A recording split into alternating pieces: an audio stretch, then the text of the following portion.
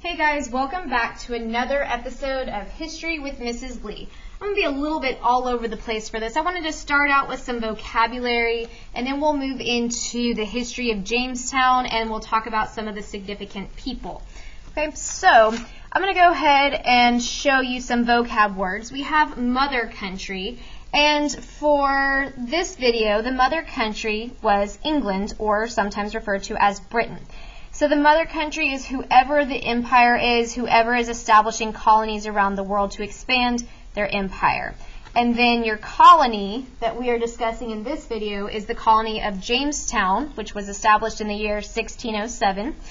And basically the colony is like the kid. It belongs to the mother country. We'll get into some more information about what the colony does for the mother country later this week. Now, this particular mother country and colony was run by a monarchy. England had a king who was in charge of the government.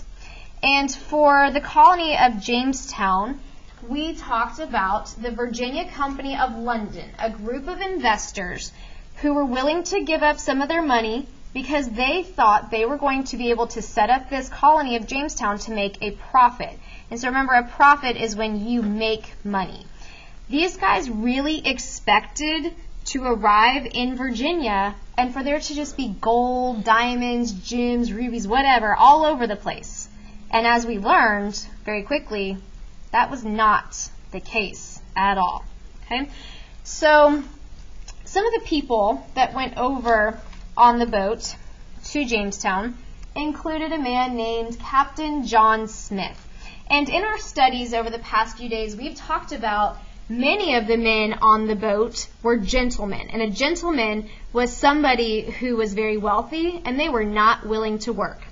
Well, this doesn't bode so well for the colonists, and considering the fact that Jamestown was a swamp and it was close to tribal communities, John Smith really needed everybody to work together.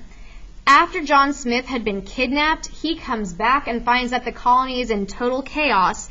So he decides to make everybody work, and he brings order to the colony.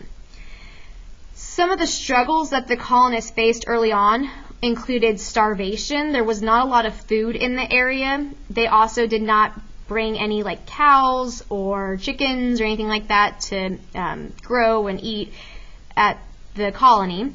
They're also in the swamp, and so many people caught diseases from the dirty water and from the mosquitoes. And then they also dealt with many conflicts with the natives.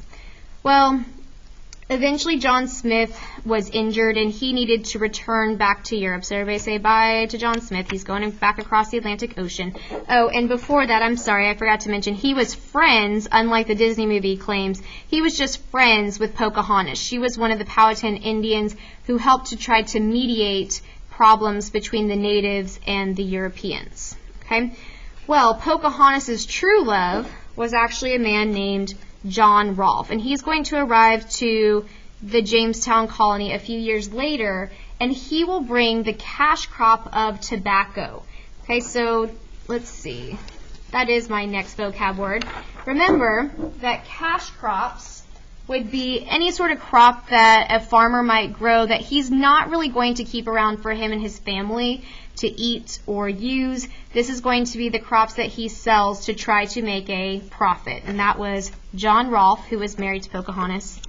And sadly, after Jamestown starts to become a boom town and all these people start moving to Jamestown, John Rolfe and Pocahontas got on a ship to go over to England to try to encourage more settlers to move to the colony. And Pocahontas caught a disease, and she passed away on the ship on the way back to Jamestown. Now, as the colony grew,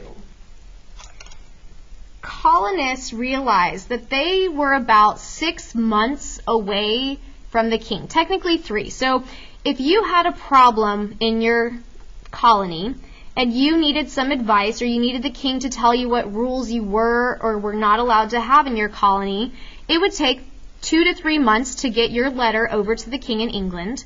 If he responded, then it would take another 2 to 3 months for you to get that letter back. And that's not an efficient way to manage your colony.